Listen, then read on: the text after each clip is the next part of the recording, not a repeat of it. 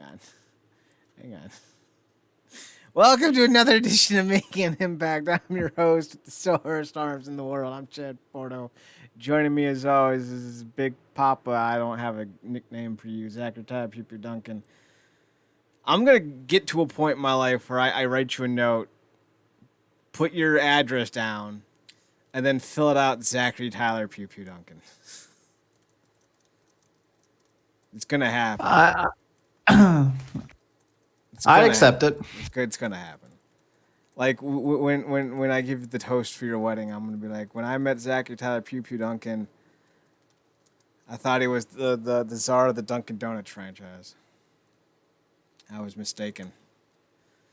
And ever since then, our embattled war of attrition has begun in earnest. Two sides never again to be on the same side, fighting for donut supremacy. I'm in a lot of pain. Are you on painkillers? No, I'm on endorphins, motherfucker. The best drug. Kind of. So we got a few things to talk about. I just saw this, and I wanted to bring this up before we get started because you're like, oh, so we're not gonna go to 9:55. Well, I'm gonna fucking try, bitch. So Impact posted this on the website. Vote now for the best Monsters Ball in Impact history. And I'm like, oh, there should only be 5, right? So there's Monty Brown v. Raven v. Abyss at Victory Road 04. This was the original, where they came out in the straitjackets and they're like, the sun. We've been inside of a room for 12 hours. No one has ever been inside for as long as we have. 2020's laughing. Then we have Rhino v. Abyss v. Sabu v. Jeff Hardy. About a little shy of a year later at Bound for Glory 05. Bound for Glory 06, Joe Runt, which was Spike Dudley, Raven and Abyss. Bound for Glory 07, Abyss, Rhino, Black Rain v. Rhino. Sorry, I meant Raven the first time. At Bound for Glory 07. Bound for Glory 08, we had Beer Money v. Team 3D v. LAX v. Abyss and Matt Morgan. This was the Abyss going through the fiery tables. We had 3 Monsters Balls in 09. Taylor Wilde v. Daphne at Sacrifice 09, the one that ended Daphne's career. No, I'm sorry. Daphne, her career ended on the next one. Abyss and Taylor Wilde v. Raven and Daphne at Slammiversary 09.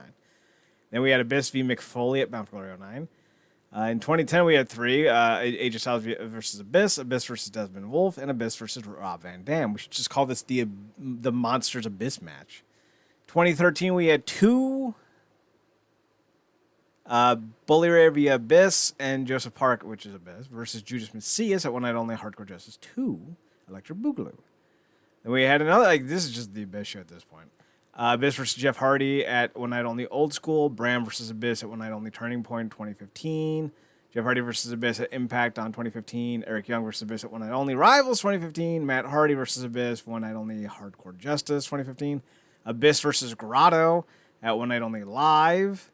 Then we have the Wolves versus Decay, another Abyss match at Impact. Decay versus the Bromans on Impact as well.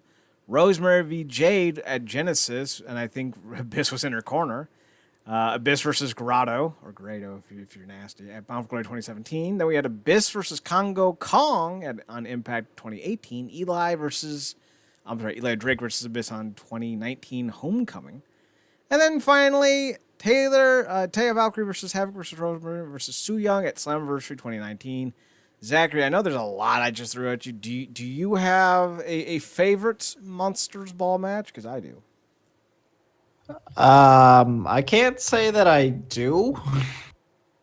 I can't say that any one of them. I can't say how many I've actually seen and how many of them actually stand out to me. They used to stand out more when they were just like a Bound for Glory attraction. Right. Because the first one was the original with the straight jackets. The second one had Rhino driving Jeff Hardy off the middle rope. 2006 had Jake the Snake Roberts, and 2007 had Steve Mongo McMichael. That was the thing. And then 2018 was the Burning of Abyss Man. Burning Man. So, yeah, once you get to the one I own, these are... But I will vote for us. Do you want to know which one I'm going to pick? I would love to hear it. Take a guess, Arama. Which one do you think I'm picking? I think you will pick the first one. Close. I'm picking the second. But here's the Ooh. reason why. That was part of arguably the greatest kind of night in Bound for Glory history. It was actually the first Bound for Glory. The main event was supposed to be Jeff Jarrett versus Kevin Nash, and Kevin Nash was supposed to win. Kevin Nash had heart palpitations, though, and went to the hospital like the night before. So they had to remake the main event on the fly, and they ended up having Rhino be the guy. But Rhino still had to win his. It still went through the Monsters Ball match, which he won. Then he won the Battle Royal, which was to pick the new number one contender, which he won. And then he went on to the world title match against Jeff Jarrett, which he won. And he ended up going from a heel to a face. So I think the story added on to the match itself, because it was like prime Sabu, prime Jeff Hardy, prime Monty Brown. You know, I think that kind of factors into it. Was Monty Brown even in that match? I don't even remember now. I think he was. So it kind of gives you an idea what's going on. Before we move on to this week's episode of Impact, we do have some news, which you don't know, because I know you don't go on the internet anymore unless it's for this stuff. Impact announced a new show today. Oh. It's called BTI. Take a guess what that stands for. It's either behind or beyond the Impact. So close. It's before the Impact. Oh. But you were on the I was like, you're sniffing it. It'll debut next Tuesday at 7 p.m. It will air on Access TV just before Impact Wrestling. Now, the press release on their website claims that this will be a new 1 hour weekly TV show from Impact Wrestling. It will air at 7 p.m. Eastern, 4 p.m. Pacific every Tuesday night on Access TV as a lead into the action-packed flagship Impact show, which airs. They're calling it the flagship Impact show, which airs at 8 p.m. Nashville-based sportscaster John Burton, who you know him. He was the dude doing all the. Are we going to see EC3 and Impact with all these releases? Video, remember him? Oh, that guy. Yeah, he's here. He also did the pre-show for the last pay-per-view. He's also going to be joined by Gia Miller and, God damn it, Josh Matthews. So we're not going to be watching this. Matthews, who will also serve as BTI senior producer, said BTI will feature in-depth previews of the biggest matches, exclusive interviews with Impact Wrestling stars, behind-the-scenes access you won't see anywhere else, and exclusive match each week. BTI will feature exclusive news on the pro wrestling industry from insider George Iceman, called the Iceman's Intel segment, which will be is expected to be a highlight of BTI. Now, I didn't know who this dude was either, because I know you're thinking who. Impact does Behind the Lights, or whatever it's called, on their Twitch channel. Usually it's like Josh Alexander and his wife, or Santino Marella, because they're all from the same area in Canada.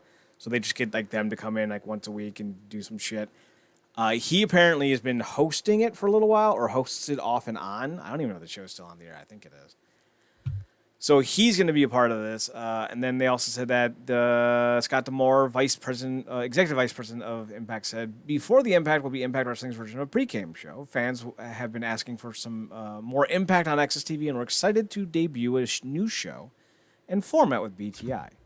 The premiere installment before the Impact will feature a collision between Team XXL and the newly reformed New Look Decay. Ooh. Yeah, so that's going to be a thing. So yeah, I'm actually going to try to watch it, although that means I'm going to have to sign up for Sling TV, I think. Because I don't get Access TV. Although now I have to sign up for Showtime to get Bellator, because Bellator's changing networks on me. So I don't fucking know what I'm doing with my life anymore.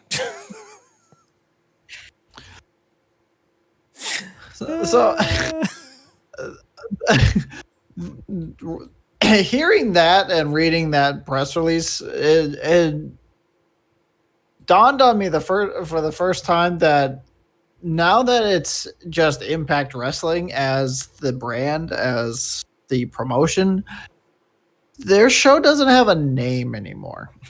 Technically, it does because, as you just said, it's Impact Wrestling is the brand, but Impact is the show. Listen, if Xbox can release the same fucking name console, but it's a different console, I think Impact can get away with it. I'm just, I mean, that's fair. I'm not saying it's fair. not equally stupid. I'm just saying precedent. I mean, Xbox's naming convention has been stupid since they made their third console be the one. No, it's been stupid since their second console when they called it the 360. Because True. Because why? You literally you would That's be a better off. circle. Exactly, you'd be better. It's your name is Xbox. You stupid twats. And now you're talking about going in a full circular motion. Oh, it's like the squared circle. It doesn't make any goddamn sense. But you would have been better off going Xbox Black, Xbox White, Xbox Gray, Xbox Chrome, Xbox Blue. I would have dug Chrome. Right? Like that would have been cool. And like you make your consoles all that color. So like the first Xbox is Xbox Black, so it's black. Then the second one's white, so it's white. And the third one is gray. And then the fourth one could be chrome. And then the fifth one could be pink. And the sixth one could be rainbow. And the seventh one could be Asawapalatopa, which is a color we can't even perceive on the human spectrum. It's just an amorphous The first blob. invisible console. No, it's just an amorphous blob of colors that are like cutting in and out of existence. Kind of like a static effect. It's only $2.99. Super cheap to print. So we got so let's go to Impact. We will have to run through this because we have a preview of No Surrender to do as well. So we open up, ironically enough, with a preview of No Surrender as Trey Miguel, Josh Alexander, Willie Mack, and Suicide take on Chris Bay, Ace Austin, Davari, and Blake Christian. I think Suicide is Caleb with a K, but don't quote me on that. Mostly because I really expected Caleb with a K to be the third member of Decay, just for shits and giggles, and it didn't happen. So winner of the match was Trey with the Hourglass submission on Blake Christian. How are we feeling about Trey Miguel going a little Dean Malenko here? Trey's new aggression, new little pit bull kind of thing going on where he comes out and he growls and snarls and like, Hang on. I can do a perfect Trey.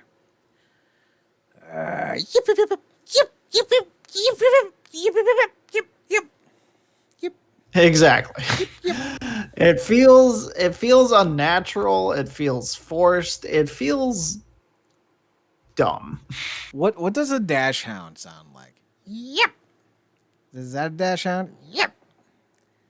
Dash a hound, a hound, a hound. Speaking of which, have you seen the new Snoopy? I know he's not a dash hound, but I'm thinking of dogs now. There's a new Snoopy cartoon.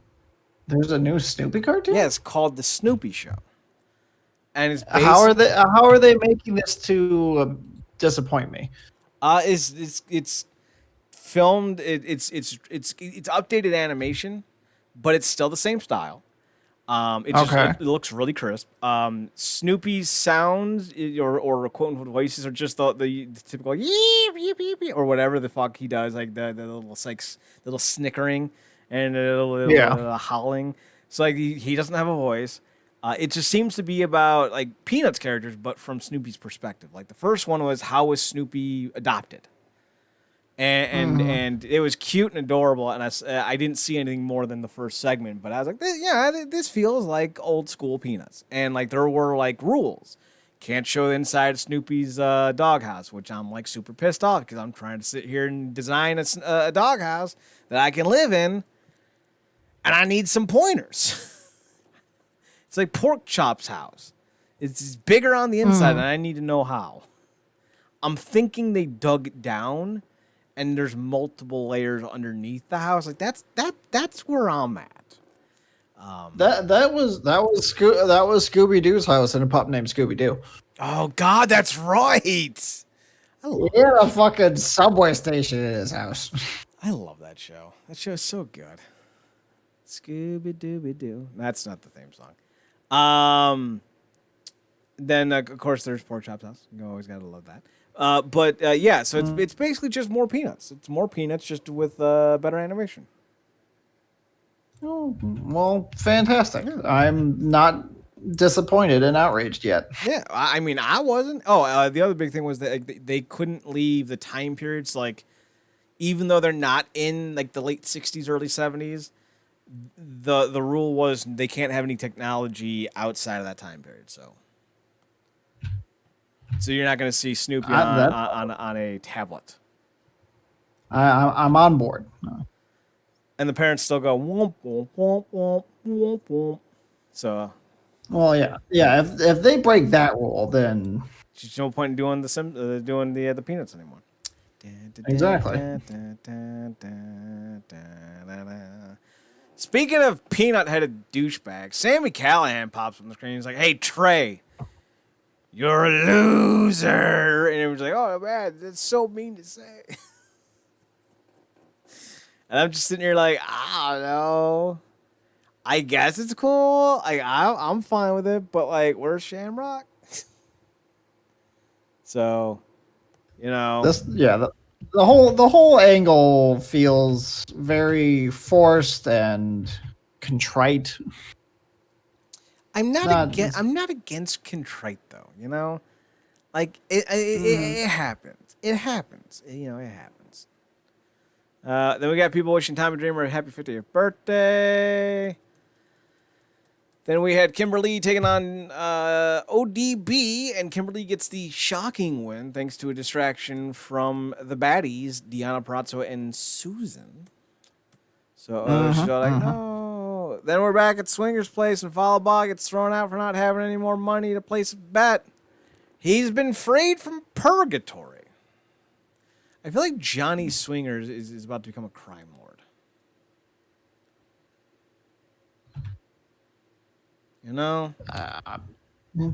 I'm not against it. Or a tag team with Johnny Bravo. I'm against that.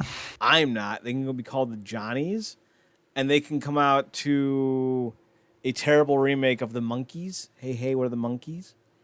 And they do the monkey all the way down to the ring. Now you want to see it, and you're welcome. We then get Susan throwing down the gauntlet. Technically, it's a 6-person tag at No Surrender, as it'll be Deonna Purrazzo, and she's not happy about it. With Kimberly, with Susan taking on ODB, Jordan Grace, and Jazz. So, yay. There's a fun new match for that. Then we get Cousin Jake. He's decision time, homie G. He's like, hey, you want to join? He's like, nah, man, I stand for something. I stand for Jake something. Everyone's like, that's a dumb name. And then he gets his ass kicked. Well, all right then, Jake something. What do you do? I'm glad you stood for something. Right? You could have been Jake anything. Jake one thing. Jake Thing and Jake Thing Adams. Because you're creepy and you're kooky. You're all a little spooky. Something, something, something. The Adams Family. Do-do-do-do. Do-do-do-do.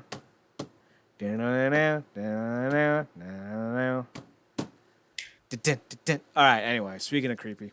Rohit Raju's then up, and he's like, hey, I got a message for another creepy bastard, CJP. And he's like, I'm going to take your belt at No Surrender, homie. And then, hey, here's Shira. And we know why Shira wasn't around for last year. Partially correct when I made my hypotheses that he couldn't leave India during the most of the pandemic over the last 11 months because India had locked down their border. Why he went back, however, is a bit more. I mean, granted, the whole thing is depressing. The pandemic has not been good for anyone but me because I'm already a recluse, and now my only going out once a week and seeing only 4 people in the last year seems normal. You were one of the 4. Fantastic. Yes, our socially distanced trip to a baseball field that doesn't exist anymore. Technically, it existed, but the corn was gone. I was kind of miffed because I wanted to know where Ray Liotta went. Because clearly, after Smoking Aces, he went somewhere not good. But so unfortunately, Cher's father was terminally ill. He returned to India just before the pandemic picked up, and then he kind of got caught there. And to make matters worse, he was like, he even said like, I didn't have a ring to train. So like for the last 11 months, I haven't been doing shit but working out. And I'm sitting here going, oh, so the one thing you needed to work on, your wrestling skills, you couldn't. Yeah, Cher, obviously bigger things, man. Obviously bigger things. But in the crap salad that was this, the situation at hand, you got dealt quite literally the worst one possible. Like this is the royal flush of suck. Global pandemic, you lost your father, and you couldn't train. Yeah, I don't know what else could have happened to you. You had to eat curry a lot, so that's 4. I'm sorry, curry makes me ill. But to be fair, raw onions will wreck me like a fucking cannonball against a little tree house. Like, just fucking through it. You want to put me down for a night and a half? Give me some raw onions. I'll just be like, deep fried onions I can do. I don't know why the difference is. Maybe less acid? I don't know. I don't like onions. I didn't used to like onions, but cooked, grilled, fried, I'm fine with them. I've started to open up my palate. Like I've been trying more Japanese food lately. In fact, I just saw a new video about a Japanese kind of like a flavor thing that you condiment. That's the word. It's made from a Japanese citrus fruit, and apparently it's very sour. I like sour things, so I want to try it. But like I've been trying, I've been having more the green peppers green pepper. No, yeah, yellow peppers, green peppers. What are the ones you get at Subway? What are those peppers? Banana peppers. Thank you. Banana peppers. Been trying more of those. Been trying more fruits, more vegetables lately. I've been eating Japanese food. So I'm opening up my palate, so to speak. Speaking of opening up things, Tony Khan's talking about some kind of forbidden door. I don't watch AEW, so the reference is lost on me. Speaking of things that are lost on me, I don't know why the Good Brothers are on this television program either. But hey, we got a preview for Chris Sabin and the James Storm versus the Good Brothers tonight. So that's the thing. We then get a singles match: Kiera Hogan v. Tasha Steelz. Neva. I'm sorry, did I just say v. Tasha Steelz? I meant Kiera Hogan v. Neva. Neva defeated Kiera Hogan. Apparently now Neva and Havoc are faces? Who could say? Yeah, Havoc and Nevaeh are literally just there. They're not given any. Yeah, they exist. They're not given any time to do anything except just be there. They exist to annoy me is what they do. I mean, let's be honest about that one, folks. They're only there to anger me. We then get Fire and Flava barging into Scott D'Amore's office with Brandon Tully, and he's like, hey, guess what? No surrender tag team title match. It's going to be no rules. Have fun. And I was like, all right, whatever. And then we finally get a segment that I think is worth talking about. The newly formed alliance with Triple XL, Tennille Dashwood, and Caleb with a K, the standout of the group, has to deal with the fact that there's a new Decay in town. There's a new Decay, and you're going to be in trouble. Hey, nah, Decay is back. And they have a new member, and it's Black Taurus? Toros. Still dumb. I was just calling him Black Bull. I mean, that's what he is.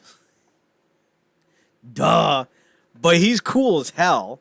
We actually seen him before. Do you remember him? I do remember him. Yes. Yes. He was on last January when they went down to Mexico. He made his Technical Impact debut, even though they were using Mexico talent. So I love the new Decay group. Crazy Steve looks great. Rosemary looks great. Black Taurus looks great. I'm never going to pronounce his name right. Black Taurus defeated Caleb with a K. It is good. It's a fun little squash match. Put him over, and now we're gonna get a 6-person match on Saturday. I think it's Saturday. Yeah. With Taurus with the Decay versus the Tennille and the Triple XL. It's going to be interesting. How do you feel about Black? Yeah. Black Taurus. How do you feel about that? You know, he fits, and he very much fits because I could very easily see Rosemary being like, and this is a demon that I dug up from the underworld just for this occasion. Mm-hmm. So, you know, I dig it. I dig it. And I dig the return to form for Decay. Rosemary came out and cut a very Decay-esque promo, even snarling when she said Caleb with a K. I dug it. I'm on board. It is a fascinating idea that I can't wait to see what happens going forward. Then we get Brian Myers. He has to pay Hernandez money, and Hernandez is like, pay me up front, bitch. And everyone's like, and he's like, nope. And he's like, all right. And then they split the money, and then Fallah Bahh's about to jack it. So, I mean, steal it. That sounded incorrect. So that's that. Then we get the main event match. It's the Good Brothers v. James Storm and Chris Sabin. I skipped the match because I do not like the Good Brothers. They are not my thing. Did you see the main event? And if so, that's thoughts? Fine. I saw it. It was fine. Storm and Sabin actually got the majority of the offense in, which I was cool with. And then Matt, the Hardy Party came out and did just enough to end the match in disqualification. And now it's going to be the Good Brothers taking on the Hardy Party and Sabin and Storm in a triple threat tag match at No Surrender. Hardy Party! Woo! You can tell how enthused I am about the Hardy Party. That's fair. I mean, as much as I am enjoying Matt's new persona, he literally cuts the exact same promo every single night. Oh, can't say bounty. Pretty sure you can because you keep doing it. I'm just pointing it out there, buddy. Just pointing it out there. So then that takes us to the final segment of the night, unless I forgot something. No, that's pretty much it. Not much happened on this episode. No, it's a go-home show for a reason. We got actually a really good promo, I thought, with Tommy Dreamer. Moose comes out and he's all like, hey, I'm the Moosey. People just want a Moosey around. And I was like, I don't know if that one works. Just trying to be honest there, Moose. So he's out there saying, Tommy Dreamer, I beat your ass before and I'll do it again. And Dreamer's like, motherfucker, I got receipts, homie. And he's like, what? And then Dreamer starts reading off a text message about Moose putting over Dreamer from their, I think it was like this past Slammiversary or the Slammiversary before. So like he completely outs Moose for being a liar. Like you will respect my 50-year-old ass. And then Swan, he tells Swan like, yeah, I respect you, but I'm gonna beat you. You best understand that because I've been champion twice in my life. Once when I beat Taz, and once when I beat Christian, and now I want a third. I'm sitting here thinking to myself, I thought I won 2 ECW titles in ECW. But that was never addressed, so here we are. Very, very interesting that was never addressed, considering that Dreamer was the ones cutting the promo. Right? Like I'm pretty sure because he beat Taz, and I'm pretty sure he won a second one. I think. Let's find out. I know. I also thought that only one in the actual ECW was not correct. Because I want to think, I think he won 2. Hang on, let's see. No, it says only once. Yeah, look at that. Well, I'll be damned. Well, he didn't mention his 14-time hardcore titles, so like, Tommy, the fuck. Can't trust him for anything. All right. Is this a full lineup for No Surrender? We're gonna just use 1, 2, 3, 4, 5, 6, 7, 8, 9. Yeah, that sounds about right. All right, so ImpactWrestling.com has 9 matches listed for No Surrender. We're going to preview them real fast, and then we're going to call it a night. First up is Tinaxial double triple Tennille triple X Tennille L dash with the wood. Hang on. Tennille's triple X Dashelwood. There we go. Nailed it. And they're taking on Decay in a 6-person intergender match. It's the Decay. It's obviously the Decay. It's always going to be the Decay. By the by, if you want to listen to Marcus's predictions, you can do so by going to realnerdcorp.com right now, or youtube.com/The Wrestling Underground, or twitch.tv/Wrestling Underground, and listening to Tuesday night's Wrestling Underground podcast. Zachary, who are you picking for this week's show? I mean, it's as you said, it's got to be Decay. It's 100% Decay. This whole feud is really just to push the return of Decay, and now they have a new member. So them losing at this juncture makes absolutely no sense, and I'm completely 100% fine of Tennille getting jobbed out to put over Decay. So you do know that they are working with AEW. With AEW? Yes. Is that what you said? Yes. They are working with yes. AEW. Impact is working with AEW. Mm-hmm. Correct. You do know who works for AEW, do you? I assume you are referring to the one formerly known as the Bunny. I am the hopeful one-day Playboy bunny.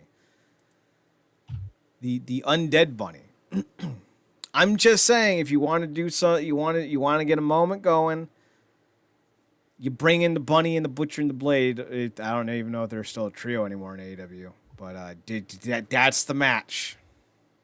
I mean, that is 100% the match. I saw the Butcher and the Blade once, and that was before Ali was part of their tandem. Technically, it was after, because they debuted with Ali, and then she left. Then she came back because AEW doesn't have a coherent booking. Of course not. Why would they?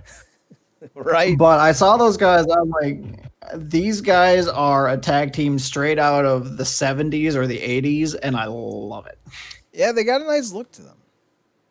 They do. They finally got I don't remember what the Butcher's name was, or the Blade's name, or whatever the fuck. PJ Polacco. No, that's just incredible. Ali's husband. I forget his name. Oh well, who cares? Moving on. The Butcher, the Blade, the Butcher, the Blade.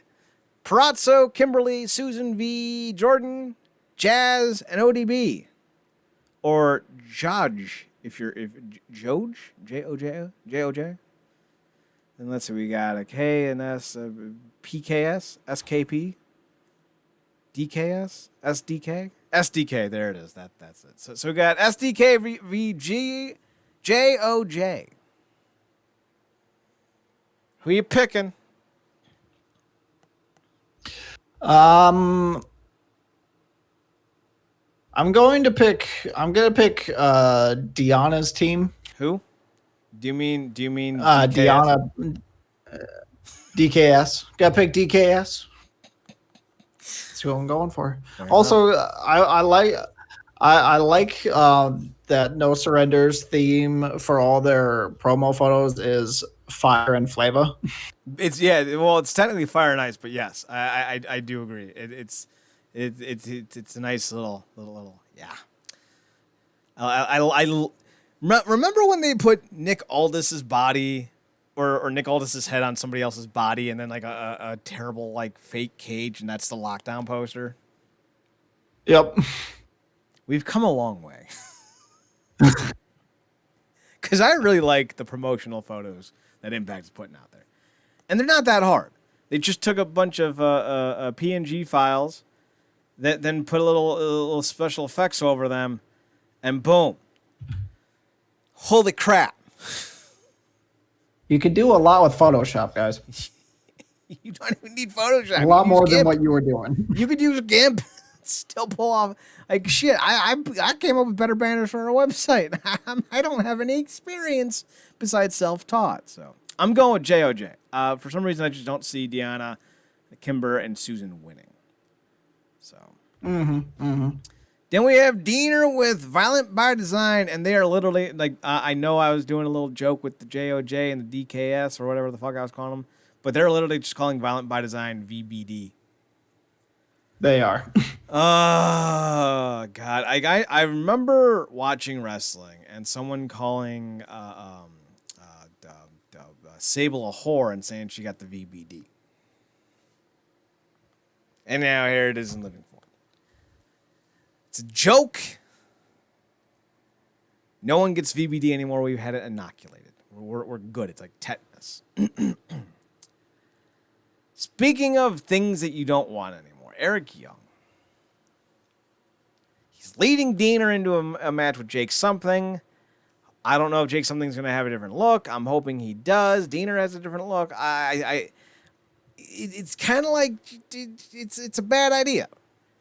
Why would you debut two new personalities, two new personas, and basically have them collide 3 weeks apart? Like you just debuted a new Diener, and now you're debuting a new Jake Something, and then you're gonna have one of them have to lose like that.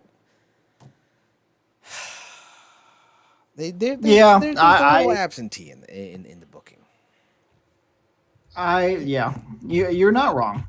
It's very questionable to have two brand new gimmicks debuting essentially and having them face each other. It's not good. It's not. Bellator's doing the same thing. They just signed Yoel Romero and Anthony Rumble Johnson, and instead of giving them kind of not cupcake matches to start, they gave them each other in a Grand Prix tournament. Like two big names. One's on a 1-4 losing streak, or 1-4 in his last 5, and the other one hasn't fought in 4 years. And they're fighting each other. You must not have a lot of faith in one of them. That's all I got to say about that. Same situation here. One of these two Dieners does not have the support of the company. Speaking of the support of the company, Havoc and Avia have it, and I don't know why. They're taking on Fire and Flavor. It's a Texas Tornado no DQ match, which they're doing to have Fire and Flavor go over. By the by, I'm picking Jake Something to go over in the Dieners. What about you? Ooh, Diener Bowl.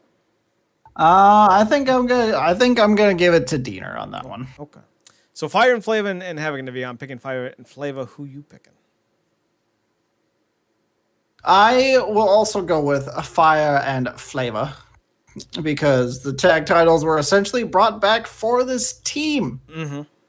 And Havoc and Nevaeh are just irrelevant to pretty much everything. They're shouty. Yeah, they're shouting. Woo! So in a match that I'm extremely excited for, it is the Triple Threat Revolver match. It's a triple threat match that is done gauntlet style. One person gets pinned, the next one enters and takes the spot of the person previously pinned. I think that's cool as shit. And this is like an original idea, at least one that I have not seen in the mainstream. And Impact used to be known for doing this shit. It's like, I'm super fucking excited about this. We got Daivari, Suicide, Willie Mack, Ace Austin, Trey Miguel, Chris Bay, Josh Alexander, and Blake Christian. You have to pin people in the ring or make them tap until there's only 3 left, in which case the next fall wins. I think it's cool. Who you picking?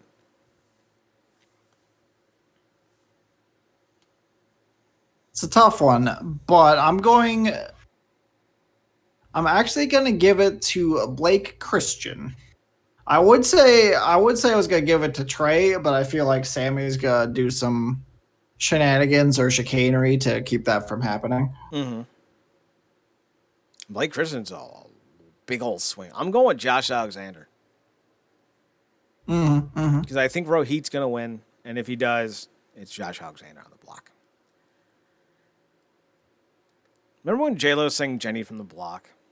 I do. Speaking of things that just anger me, Matt Cardona and Brian Myers are still in Impact Wrestling, and I don't know why. The promo photo for Matt Cardona is... I don't know if it's terrible or amazing. I don't. I mean, it's one of the two. it's definitely right there. So it's Cardona and Edwards versus Hernandez and Brian Myers. I'm going with Eddie and Cardona to win. Yes. Okay. If they don't win, then there's just something wrong. I wouldn't mind if Cardona and Myers teamed up again because that's the only thing that you have with them that is any interest or value outside of a feud. So, you know. Yeah. Speaking of things that no one has any interest in, TJP is your X Division champion, and, you know, I don't fucking give a shit. I'm hoping Rohit wins. I'm picking Rohit to win. He's got big old share back, so, you know, let's go Rohit. I would also I would like to see Rohit go over. I mean, Rohit as X Division champion was fantastic. More Rohit, please. Then we have a triple threat tag team title match. It's Sabin and Storm v. the Good Brothers v. Private Party with Matt Hardy. It's the Hardy Party for the Impact World Tag Team Champions. I really don't see why they would take the belts off the Good Brothers right now, but then again, I didn't realize why they would put the belts on the Good Brothers in the first place, so, like, I don't know. But I'll still pick the Good Brothers, even though I'm pulling for Sabin and Storm. Yeah, I would really love it for it to be Sabin and Storm, but I really don't see it going to them at the moment. I feel like Storm. Have we heard anything about Shelly? Is there any update on that? Yes, Shelly ended up having to forego some bookings because he is in the healthcare profession, and he's not eligible because he's I don't know what he is. He's like a massage therapist or like he's not a doctor, but he handles rehab, but like a inner something old rehab where like he does like not just conventional like let's just lift a block and 100 times in a row to build your arm strength up. So like he does occupational therapy, but it's different, I think. So he's not a name that is currently like, oh yeah, we got to get you inoculated. So he has to prioritize his ability to take care of his patients. So he can't get vaccinated yet. At least that's kind of how it came across, is that he's not eligible to get vaccinated yet.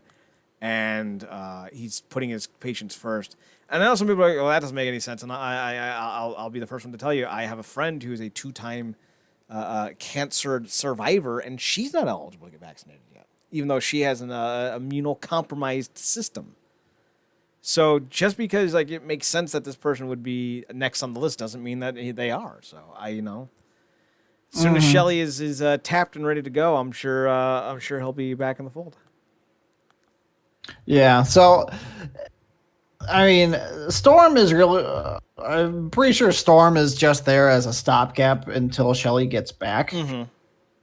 So I feel like it might be more likely to say Private Party wins than Sabin and Storm, but odds are it's gonna be the Good Brothers.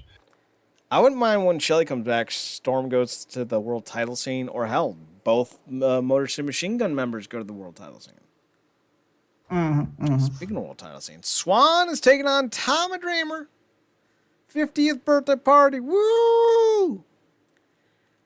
I'm pulling for Dreamer. I would love to see Dreamer get his third world title win. In literally different decades. 2008, I think he won the ECW title. He won technically. Then he won the other ECW title, I want to say in 2000, which is technically a different decade because the ones start the new decade. So like it's 1991 to 2000 is a decade. And then it's 2011 to 2020 is a new decade. You know what I mean? It's just weird. I don't know why. That's just always what I read. Correct me if I'm wrong. I'm not. I mean, it makes a certain amount of sense. Because it doesn't make It doesn't make sense, but it does make sense.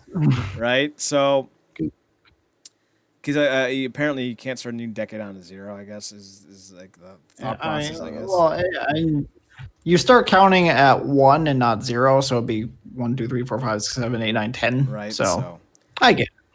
At least that's the prevailing wisdom. So, like, it would be cool to see Dreamer win his third world title in his third decade.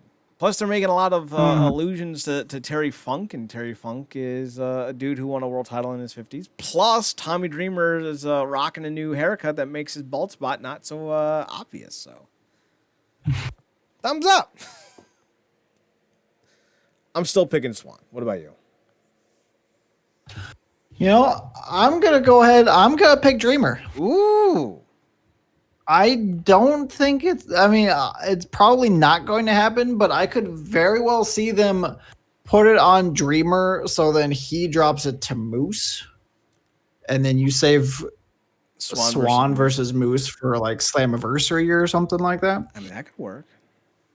I don't know if I'm invested in Swan as a face enough to care about a 5-month feud with Moose, but I mean, we're not, but they are. Someone might be. Clearly. Maybe Dreamer wins because they know that Swan's not moving the needle. Because obviously the end game is Moose wins the title. Like, that's the end game. So yeah. Who's going to give Moose the best match, I think, is the question. I don't know. We'll find out. But yeah, that's Impact No Surrender this Saturday at 8 p.m. Be sure to tune in to Twitter because I'll be live tweeting it. NERDCORP on Twitter. We're on the website at realnerdcorp.com, REALNERDCORP.com. We're on Instagram at realnerdcorp. On twitch.tv/Wrestling Underground. We're also on our other podcast at twitch.tv/Nerdcorp. I think that is right. It's either Real Nerdcorp or Nerdcorp. I think it's Real Nerdcorp. REALNERDCORP. Or no, it's NERDCORP. I don't remember. Just fucking look it up. Google it yourself. We're also on YouTube by searching Real Nerdcorp or Nerdcorp or whatever. Just go to the website, realnerdcorp.com. That's the easiest way to find us. REALNERDCORP.com.